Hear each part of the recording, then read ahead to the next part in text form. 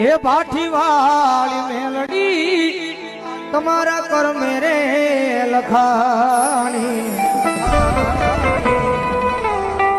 વેળા રે કવેળા તમારી સંભાળ રાખનારી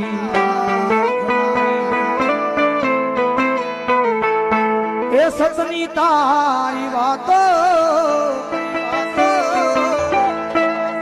આ દુનિયા છે અજાણી અમારા કર્મમાં મારી ભાઠી વાળી મેલડી લખાણી એ ખબર છે કે મારી હવે દયા કરવાની અરે